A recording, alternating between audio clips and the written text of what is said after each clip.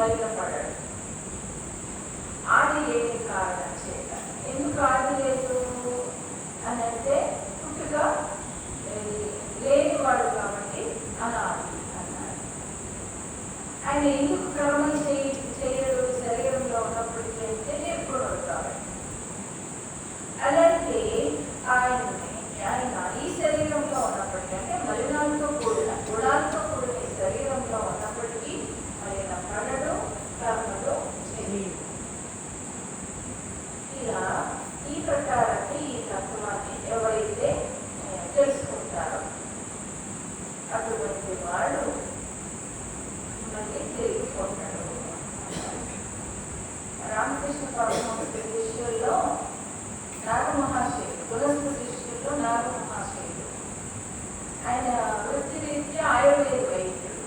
ఆ వైద్యం చేస్తూ కూడా ఆయన వచ్చినటువంటి ఆ పేషెంట్కి వైద్యం చేయటమే కాకుండా ఆ పథ్యము అవన్నీ కూడా పాటించడం కోసమని వీళ్ళు పాటించాలని తానే డబ్బులు కూడా ఇచ్చి పంపించేవాడు.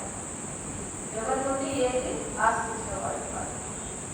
వృత్తిరీత్యా గొప్ప వైద్యుడు ఆయన, ఎంతో వెలిగినవాడు. రామకృష్ణ పరమహంస వద్ద ఎప్పుడు ఆ బోధనలో వెళ్ళి వస్తూ ఉండేవాడు. ఆయన ఒకసారి కలకత్తా నుండి ఇంటికి వెళ్ళారు వాళ్ళ తల్లికి. అదేదో పర్వదినం వచ్చిందట.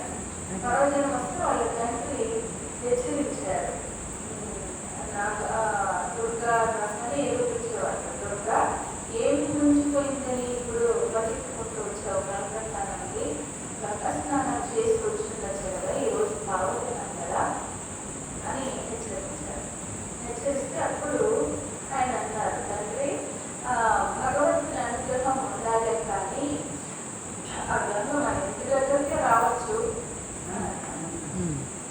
నిజంగానే ఆయన స్నానంకి వెళితే స్నానం చేయడం కోసమని పంపులో నుండి పైపులో నుండి చిమ్ముతూ వచ్చేటట్టుగా నీళ్లు భూమిలో నుండి చిమ్ముతూ వచ్చాయి ఆయన స్నానం చేయడం. ఆ పర్వదినం రోజున నిజంగానే అక్కడికి వచ్చింది. భాగీరథి గంగా భాగీరథి అంటాం కదా,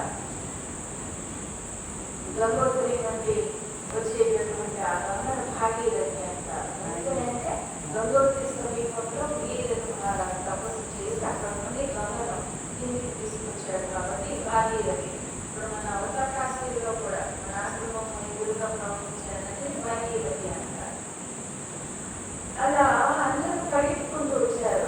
తండ్రి రండి, మనందరి కోసం గంగామ తల్లి ఇక్కడికే వచ్చేసింది, రండి రండి అని పిలిచారు.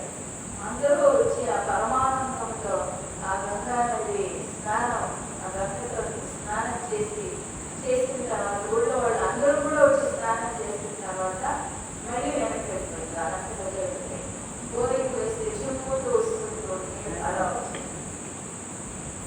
ఈ విషయం విని వివేకానంద స్వామి అన్నారంట, మరి మేము ఎవరనుకుంటాం, రామకృష్ణ పరమహంస దాసులం, నక్షత్రాన్ని కూడా పిండి చేయగలం అన్నారు వివేకానంద స్వామి. అది ఆ గురువు యొక్క ఆ గొప్పతనాన్ని శిష్యుల్లో చూసుకున్నప్పుడు ఇంకా ఆనందం అన్నది గుర్తుకుంటుంది. అలాగా ఇది చెబుతూ ఉన్నప్పుడు భగవద్గీతకి సారాంశాన్ని ఇలా చెబుతూ ఉన్నప్పుడు కూడా ఆయనకి అదే భావన వచ్చిందండి వివేకానంద స్వామి.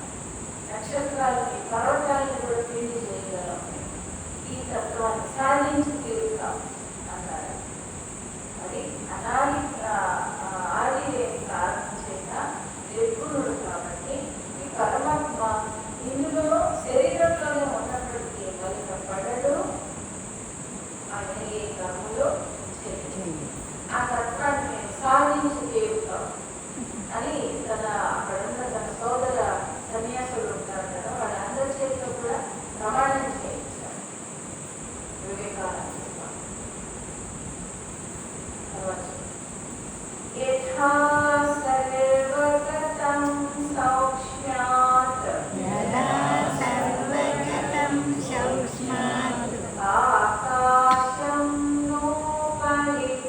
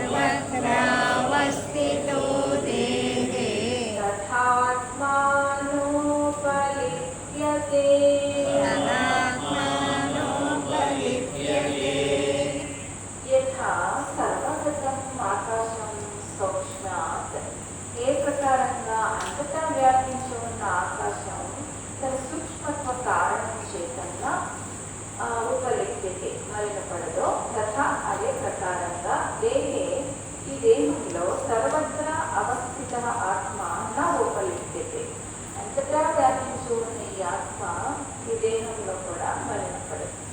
దానికి ఉదాహరణ చెప్తూ ఉంటారు. ఈ దేహంలో ఉన్నప్పటికీ ఈ దేహమే మలినాలతో కూడుకున్నది కదా, మరి అది మలినపడకుండా ఎలా ఉంటుంది అని సందేహం రావచ్చు. అందుకనే యథా సర్వగతం సౌక్ష్మ ఆకాశం నా ఉపలిప్యతే, ఆకాశాన్ని ఉదాహరణగా తీసుకుంటాను. ఆకాశం సూక్ష్మమైనటువంటి భావనతో మాత్రమే గ్రహించేది. అది